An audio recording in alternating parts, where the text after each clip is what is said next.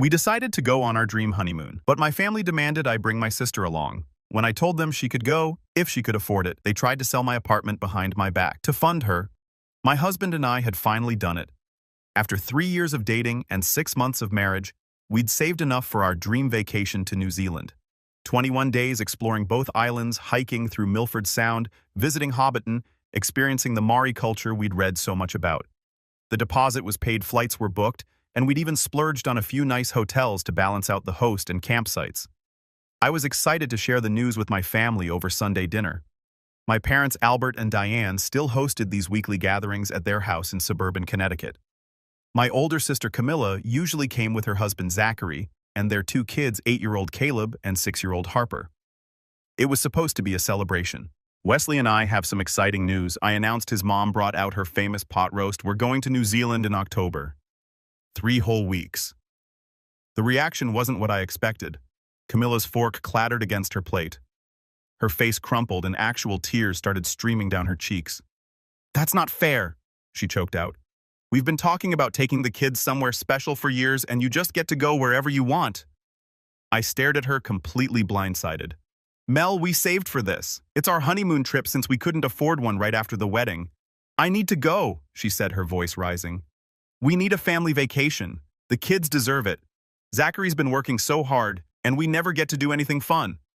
My mother immediately reached over to pat Camilla's hand. "Sweetheart, don't cry. We'll figure something out." Dad sat down his wine glass with a heavy thud. "Audrey, this is a family matter. If your sister needs to take her family on a vacation, then the right thing to do is include them." I couldn't believe what I was hearing. "Dad, our trip is planned for 2 people. It's completely different from a family vacation with young kids." "Then change your plans," Mom said sharply. "Family comes first. You know Camilla has been struggling with everything she's been dealing with. This would be so good for her mental health." By everything she's been dealing with, they meant the massive debt she and Zachary had accumulated. They'd bought a house they couldn't afford, leased 2 luxury cars, and Camilla had developed a serious shopping addiction. I knew they were drowning, but I'd learned years ago that trying to help only enabled her worse habits. "If she can afford it, then she can go," I said calmly. "Otherwise, I'm not paying for it." Wesley and I saved our money for our trip. Camilla's crying intensified. "You're so selfish. You've always been selfish. Everything has always been about you. That's rich coming from you," I muttered, immediately regretting engaging. Dad's face turned red. "You listen here, young lady. If you don't take her family, then you won't be going either. We raised you better than this." "I'm 29 years old," I said, standing up. "You can't tell me what I can and can't do." "Wesley, let's go." We left before dessert. The entire drive home, I was shaking with anger and disbelief. Wesley held my hand and assured me we'd done nothing wrong, but the guilt my parents specialized in planting had already taken root. Over the next few weeks, they called constantly. Mom left voicemails about how disappointed she was in me, how I changed since getting married, how I used to be such a giving person. Dad sent texts about family obligations and responsibility. Camilla sent me long messages about how hard her life was, how much she sacrificed for her kids, how I couldn't understand because I didn't have children yet. I blocked them all temporarily. Wesley and I needed peace to enjoy our anticipation of the trip. Then things got quiet. Too quiet. About a month before our departure, I got a call from my building's property manager, Steve. "Hi, Audrey. I'm calling because we've received notice that your apartment is being sold. The new owners want to move in by the end of next month, so we need to discuss your lease situation." My blood went cold. "What are you talking about? I own my apartment. According to the paperwork we received, the sale went through last week. I assumed you knew about it." I barely remembered hanging up. My hands were shaking so badly I could hardly dial my phone. I called the title company, the county recorder's office, anyone who might have information. The truth emerged piece by horrifying piece. Someone had forged my signature on sale documents. The apartment I bought 5 years ago with my own money that I'd scrimped and saved for while working 2 jobs through college in my early 20s had been sold for $285,000. The money had been transferred to an account I didn't recognize. I knew immediately who was behind it. My parents were still on some old paperwork as emergency contacts from when I'd first bought the place. They kept copies of my documents, including my ID. My mother had worked in real estate before retiring. She knew exactly how to navigate the system. I called the lawyer first, then I called the police. Then, with my attorney present, I called my parents. "Oh, Audrey, finally." Mom answered cheerfully. "We were wondering when you'd find out. Your father and I made an executive decision. We sold that apartment of yours.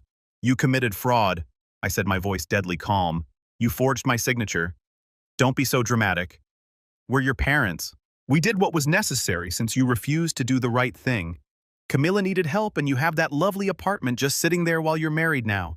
You'll be moving in with Wesley anyway, won't you?" "Where did the money go?"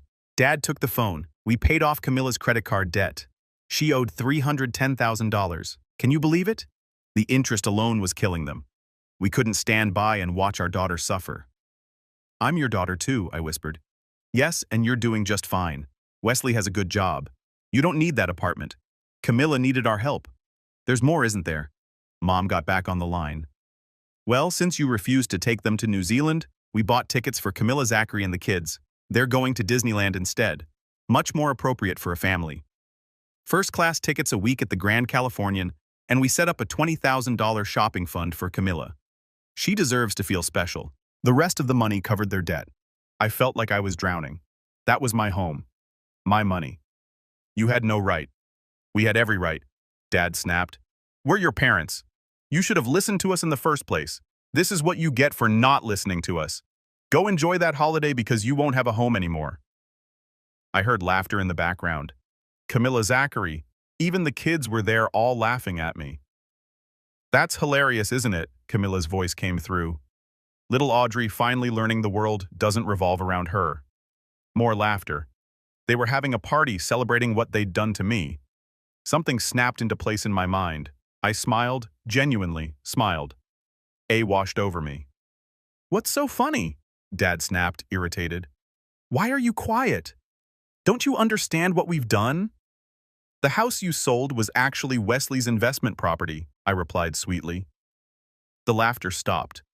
What Mom's voice had lost its confident edge. "I transferred ownership of my apartment to Wesley 6 months ago, right after we got married. Tax purposes, estate planning, boring married people's stuff. You know how it is. The apartment you sold wasn't mine anymore. It was his. And since he didn't sign anything, and I certainly didn't authorize the sale of his property, you've committed fraud against him, not me." Silence. "But the deed." "We had your name," Mom stammered. "You had an old copy. We filed the new deed in January. It's public record. Your real estate expertise should have caught that, Mom. Wesley's lawyer is very thorough. We made sure everything was properly documented." "You're lying," Camilla hissed. "Am I call the title company? Ask them whose name is currently on the deed." "I'll wait." I heard frantic whispering, keyboard clicking. Several minutes passed. "There's been a mistake," Dad said, but his voice was shaking. "We can fix this. We'll return the money." "What money? You paid off Camilla's debt. That money's gone to credit card companies. You spent $20,000 on a vacation fund. You bought plane tickets. Even if you sold everything Zachary and Camilla own, you couldn't repay Wesley the $285,000 plus damages." "This is a misunderstanding," Mom pleaded. "We're family. We can work this out." "Wesley doesn't care about family sentiment. He cares about his property rights. His lawyer is filing criminal charges for fraud, forgery, and theft. Real estate fraud over $250,000 is a federal offense, by the way. I looked it up. We're talking serious prison time." "You wouldn't do this to us," Camilla said. But she sounded terrified. "I wouldn't have.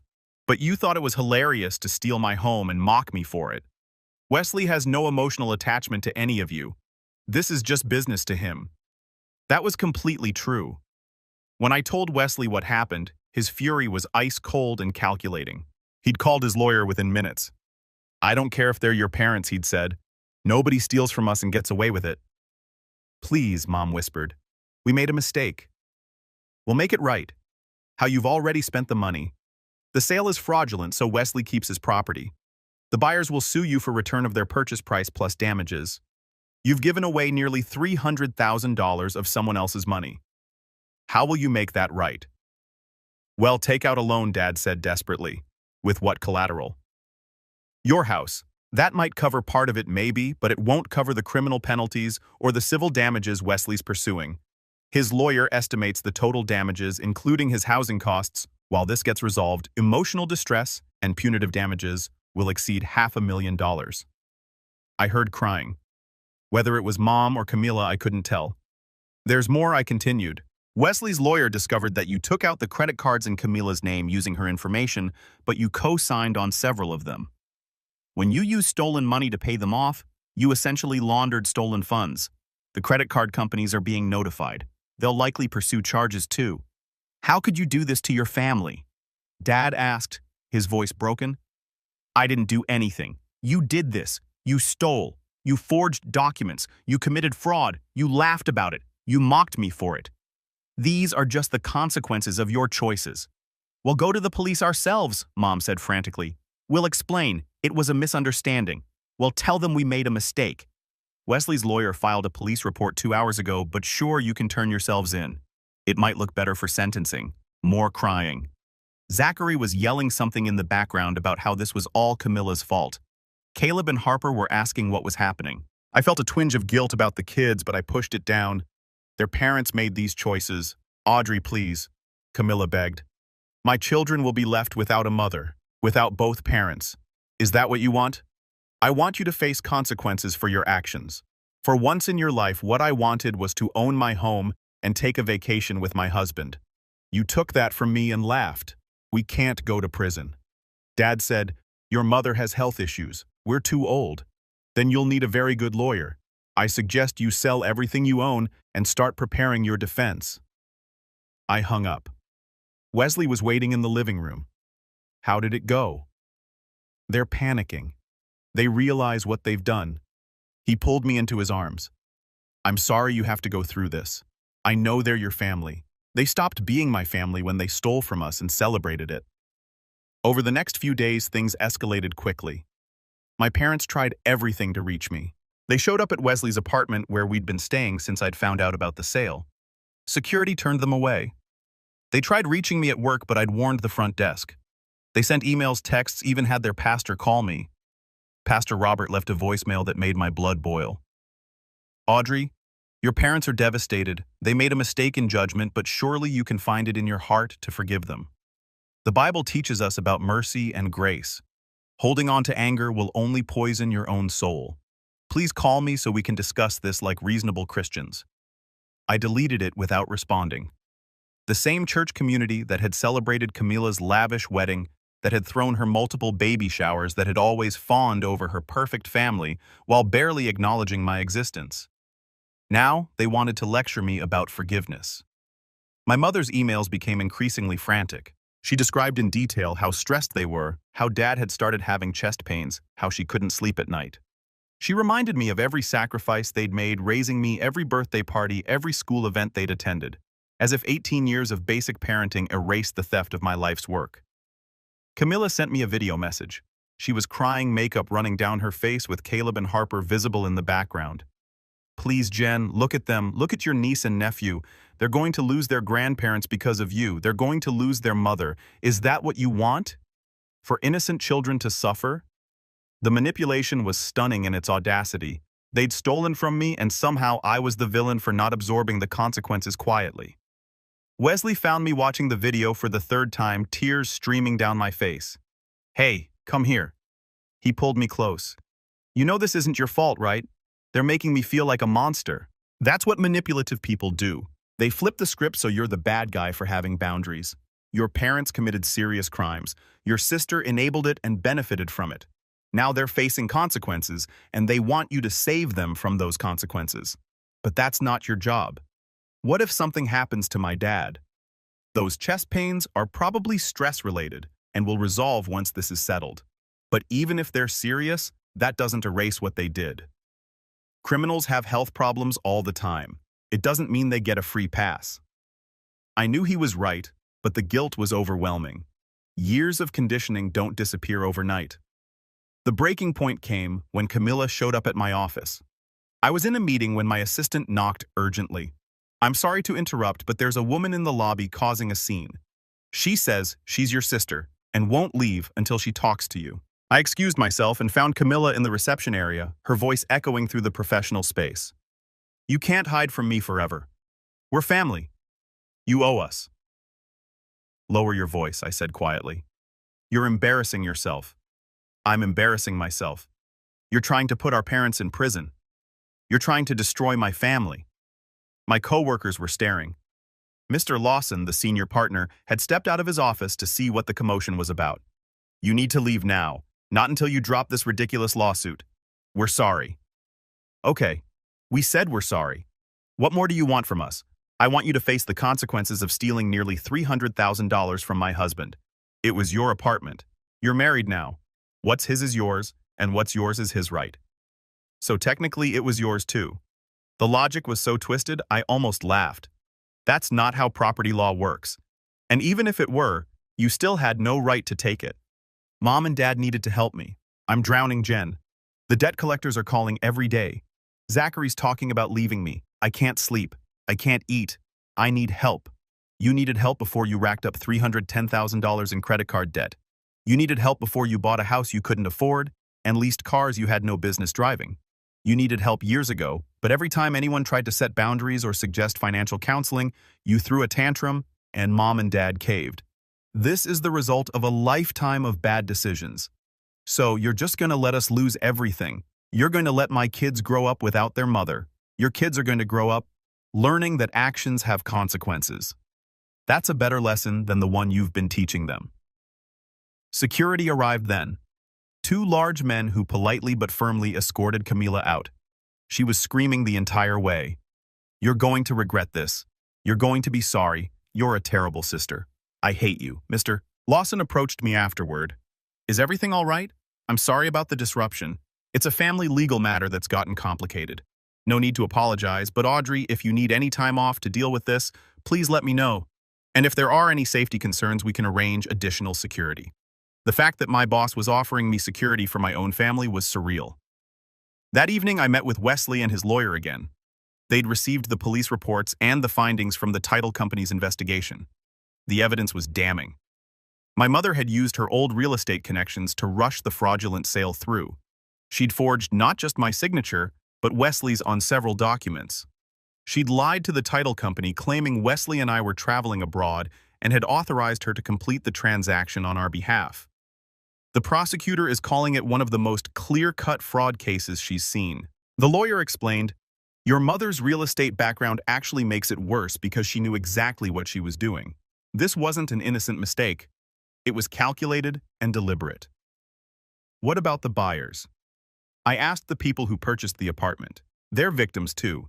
They paid $285,000 in good faith for a property that wasn't legally sold to them. They're pursuing their own legal action against your parents to recover their money. Between our suit and theirs, your parents are looking at over $600,000 in liability, plus legal fees, plus potential criminal penalties. Wesley leaned forward. What's the best-case scenario for them? Honestly, prison time is almost certain unless they can negotiate a plea deal. Your mother is looking at 5 to 10 years for real estate fraud, forgery, and identity theft. Your father, as an accomplice, would probably get 3 to 7 years. The financial restitution would follow them for the rest of their lives. I felt sick, actually physically ill. And Camilla, she received stolen property and benefited from it knowingly. She could face charges as an accessory after the fact, probably 2 to 5 years. What about Zachary and the kids? Zachary claims he didn't know the money was stolen, which might be true. The kids are innocent bystanders. If both parents go to prison, they'd likely go to relatives or possibly foster care depending on the situation. The image of Caleb and Harper in foster care haunted me for days. I knew what foster care could be like. I'd done volunteer work in college with foster youth. Some placements were wonderful, but many weren't. Wesley noticed my distress. We could pursue custody of the kids if it comes to that, he offered. I know they're not ours, but they're your family. Zachary's family would probably take them. His parents are decent people, but this whole situation, I trailed off. It's not your fault, he finished firmly. Say it. It's not my fault again. It's not my fault. Do you believe it? I'm trying to. They offered to give us their house to sign over their retirement accounts to work off the debt, anything to avoid criminal charges. Wesley's lawyer was unmoved. They committed multiple felonies, he told us. The evidence is overwhelming. They're facing significant prison time regardless of what they offer now. The preliminary hearing was scheduled. The prosecutor, who'd been handed a gift-trapped case, was pushing for the maximum sentence: real estate fraud, identity theft, forgery, money laundering. The charges kept adding up. 3 days before the hearing, my Aunt Karen called. She was my mom's sister and had always been the reasonable one in the family. "Audrey, I know what they did was wrong," she started.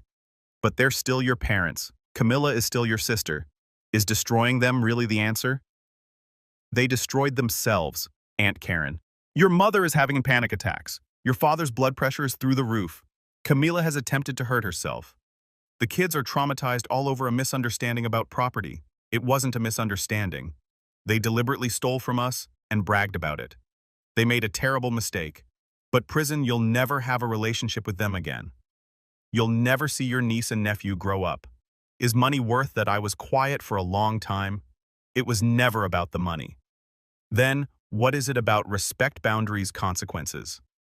My entire life, Camilla got whatever she wanted. She was the pretty one, the popular one, the one who gave them grandchildren. I was just Audrey, the boring, responsible one. I worked hard, saved money, made good choices, and it never mattered. They took everything I built and gave it to her like I was just a piggy bank for their favorite daughter." Karen's side, you're right. They've always favored her.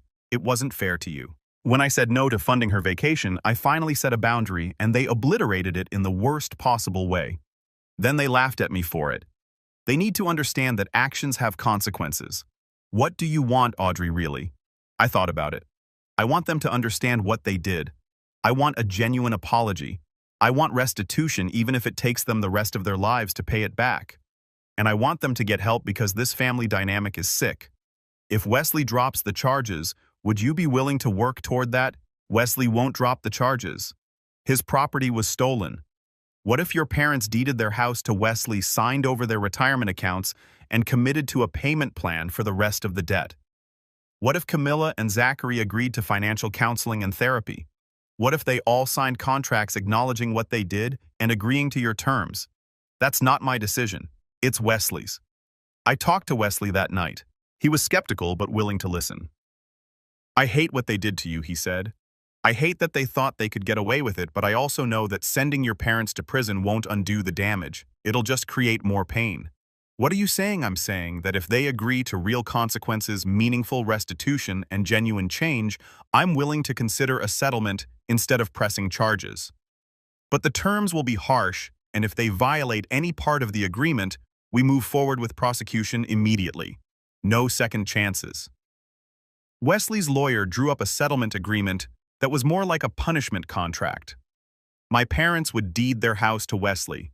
They'd sign over their retirement accounts. They'd each pay $1,500 monthly for the next 20 years from their Social Security and any part-time work.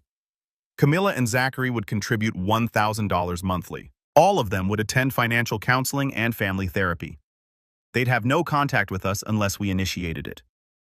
They'd signed affidavit admitting what they did, and any violation would result in immediate criminal prosecution with no possibility of settlement. The total restitution would exceed what they'd stolen, accounting for damages and lost investment income. We met with them lawyers present at a neutral office. My parents looked like they'd aged 10 years. Camilla's eyes were red and swollen. Zachary looked defeated. "This is your one option," Wesley's lawyer said. "Sign this agreement and comply with every term, or we proceed with criminal charges. You have 24 hours to decide."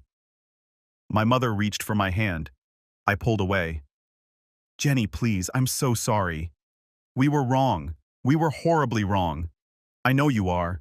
But sorry doesn't give me back my sense of security. Sorry doesn't erase what you did." "What can we do?" Dad asked, his voice cracking. "Sign the agreement. Follow through. Prove that you understand what you did and why it was wrong. Maybe someday, years from now, we can have some kind of relationship again. But it will never be what it was." Camilla looked at me with something I'd never seen from her before. Genuine remorse.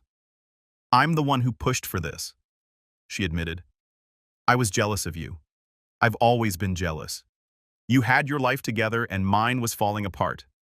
When Mom and Dad suggested taking your apartment to solve my problems, I didn't stop them. I should have. I'm sorry. It was probably the most honest thing my sister had ever said to me. They signed the agreement. All of them. The house transfer went through immediately. Wesley now owned my childhood home, which he immediately put up for rent at market rate. My parents could stay there as tenants paying monthly rent that went toward their restitution debt. It was a small mercy, allowing them to remain in familiar surroundings while facing the consequences of their actions. The retirement account transfers happened within a week. Wesley invested the money in a trust that we wouldn't touch for years, letting it grow, while my parents made their monthly payments. The process of watching them dismantle their lives was harder than I'd expected. My mother had to go through the house and decide what to keep in their now rented home versus what to sell. I heard through Aunt Karen that she broke down completely when packing up photo albums and family heirlooms, realizing she'd gambled away not just money, but her children's inheritance. Dad took it differently. He became almost robotically compliant. Following every term of the agreement to the letter, he picked up a part-time job at a hardware store, something he never would have considered before. The man who'd been a successful accountant for 40 years was now helping customers find the right screws and paint colors. Aunt Karen said he never complained, just worked his shifts, and came home exhausted. The first rent check they wrote to Wesley was dated and signed by both of them. Mom's handwriting was shaky. There was a note attached.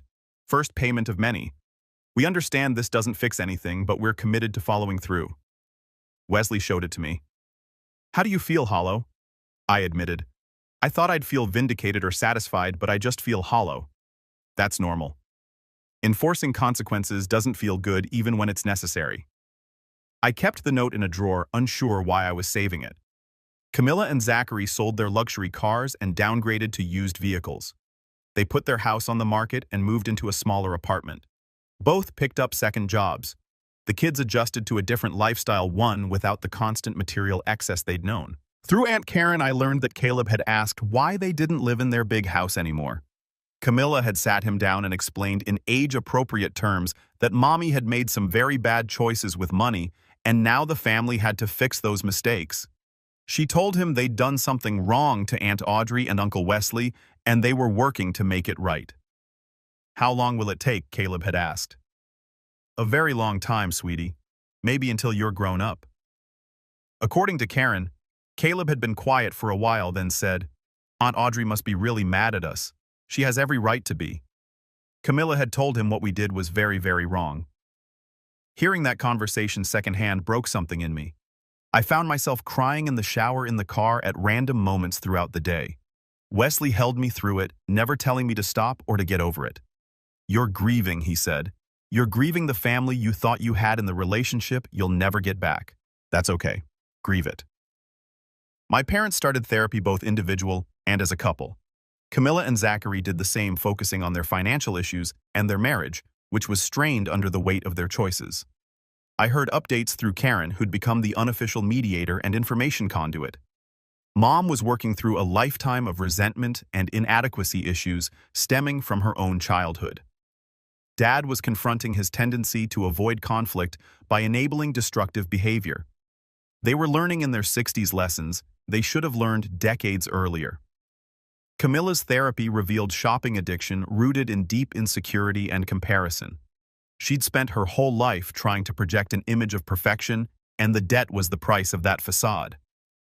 Zachary admitted he'd been complicit by never setting boundaries, always believing that more money would solve their problems instead of addressing the underlying issues. They're really doing the work, Karen told me over coffee one day. I've never seen them so committed to change. Your mother cried through an entire session talking about how she failed you as a parent. I'm glad they're getting help, I said. But that doesn't change what they did. I know, and they know that too. They're not expecting forgiveness. They just want you to know they're trying to become people who deserve eventual consideration of forgiveness. The distinction was important. I didn't reach out to any of them for 6 months. Wesley and I went to New Zealand as planned, and it was everything we dreamed of. But there was a shadow over it, knowing what it had cost. When I finally agreed to meet my mother for coffee, she looked different. Older, yes, but also more grounded, somehow less polished, more real. She arrived 15 minutes early to the coffee shop, Aunt Karen had told me later.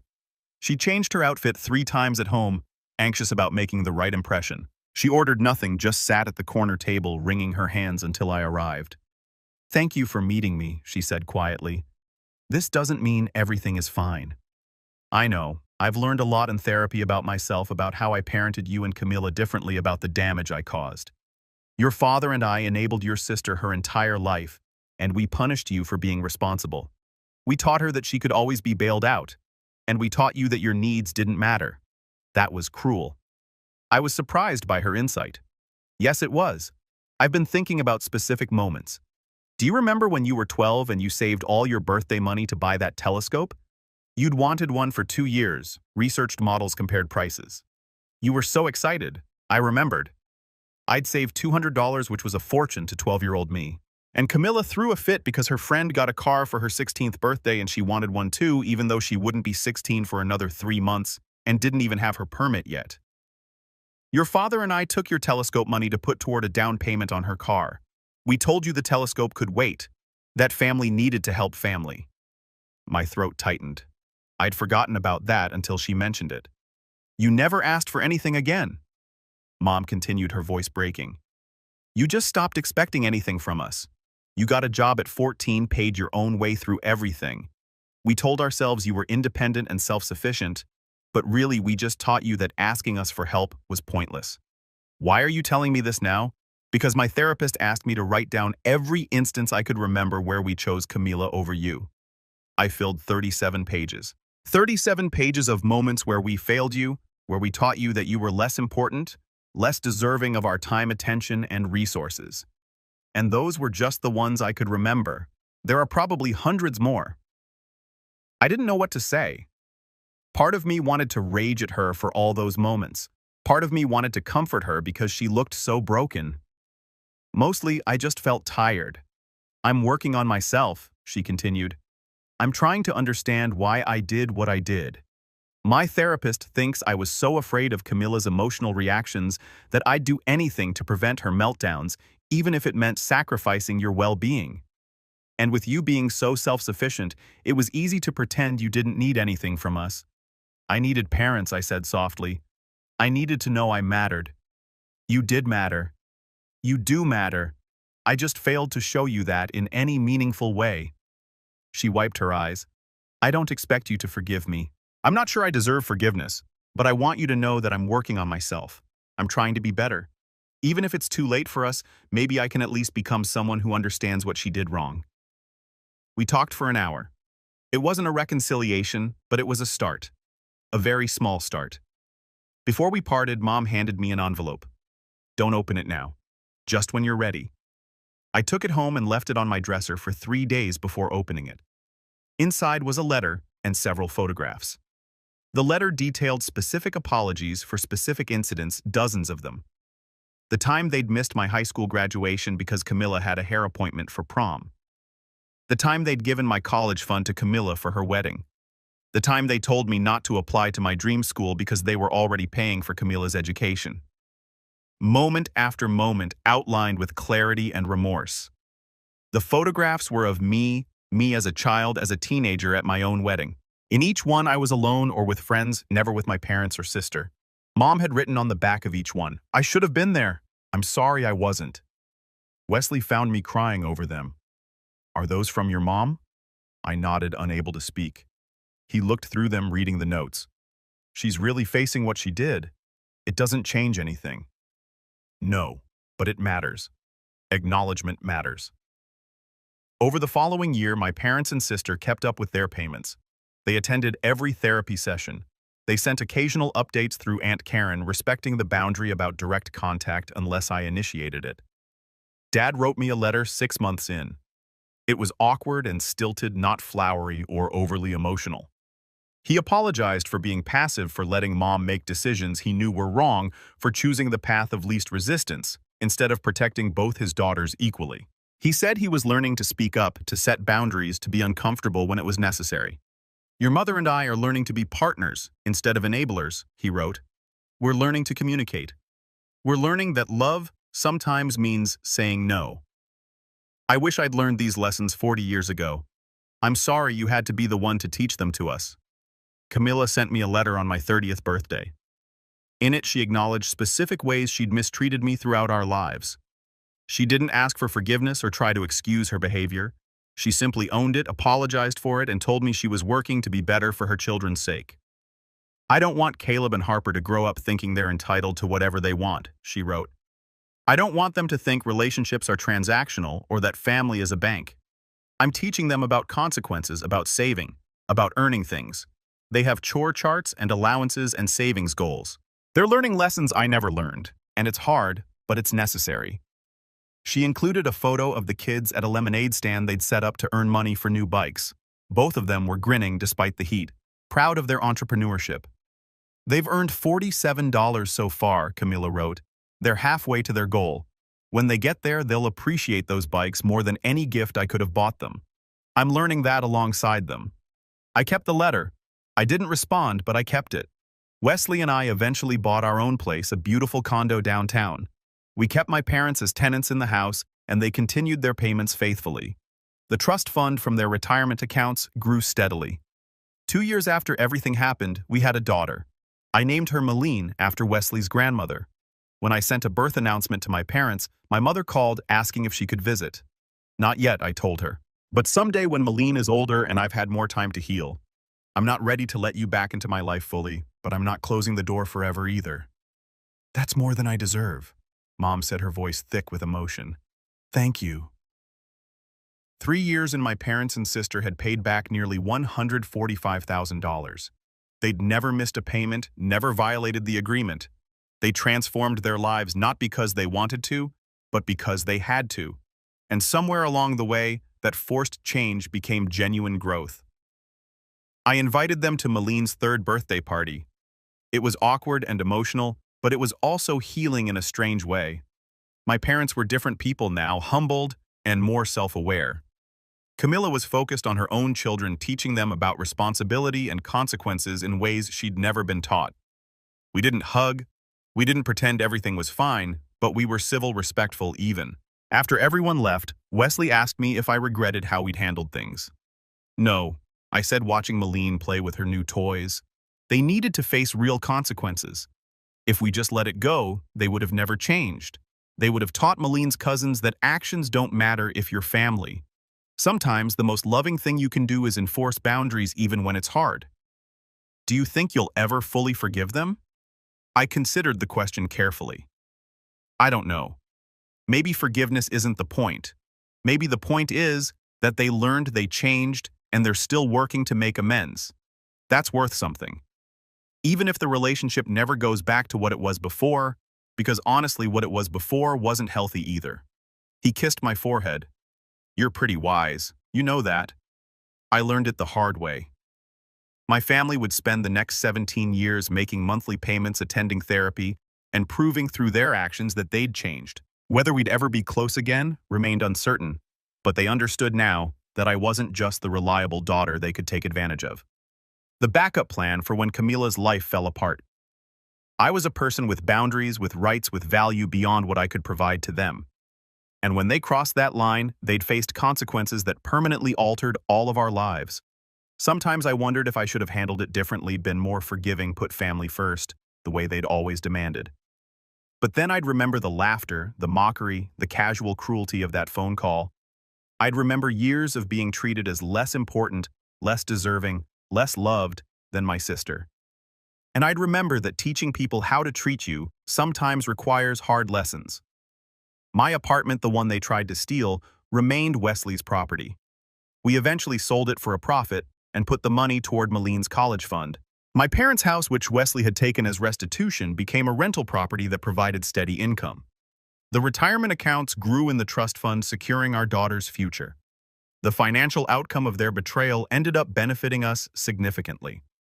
But the emotional cost to our family relationships was steep and permanent. We could be cordial now, even occasionally warm, but the trust was gone. The easy affection, the assumption of unconditional love and support, had been shattered by their choices. Perhaps that was the real consequence. Not the money, not the legal agreements, but the permanent shift in how we related to each other. They gambled that I would always come back, that blood would always be thicker than water. That family meant never having to face real accountability. They'd lost that bet. And in losing it, They'd lost the daughter they'd taken for granted for 29 years. What they gained was a chance to build something different, something based on respect rather than obligation, on earned trust rather than assumed loyalty. Whether they could succeed at that remained to be seen, but at least now they were trying.